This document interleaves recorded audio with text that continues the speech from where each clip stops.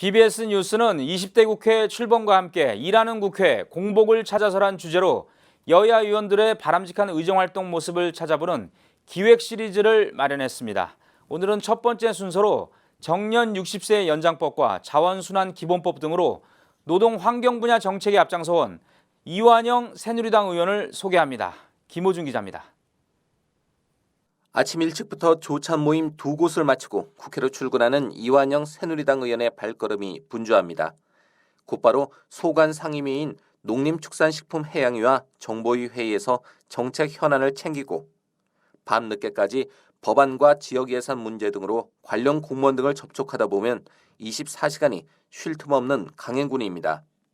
정말 공부를 안 하면 국회의원직을 저는 제대로 수행을 못한다고 생각합니다.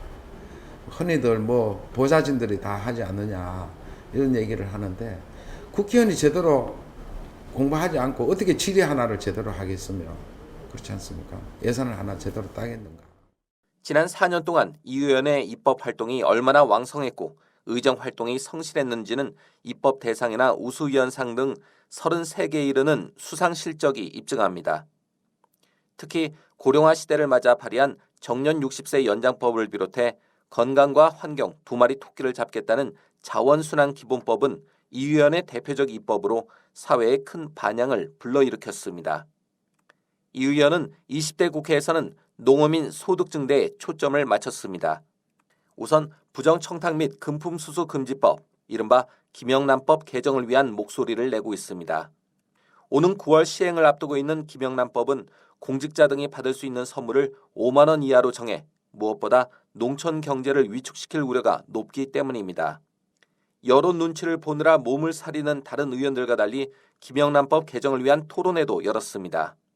생산하시는 우리 농어민뿐만 아니라 또 이렇게 가다 보면 우리 내수 경기 침체의 주 원인이 된다. 우리 농축산 어민들은 이 법에서 우리 국내 생산의 농축산물은 제외를 해달라는 요구를 하고 있습니다. 그게 제가 지금 일단 목표로 하고 있고, 그래도 어렵다면은 금액 한도를 대폭 올려야 되지 않겠는가.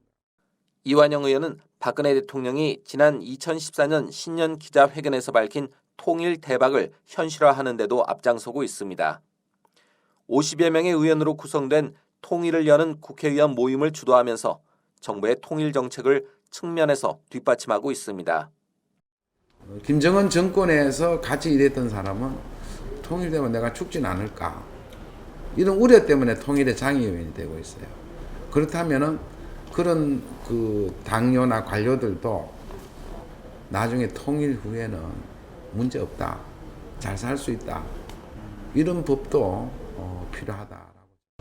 20대 국회가 일하는 국회로 자리 잡기 위해서는 진정 국민을 위해 일하는 국회의원이 누군지, 어떤 활동을 하는지 눈여겨보는 국민들의 관심도 필요합니다. BBS 뉴스 김호준입니다.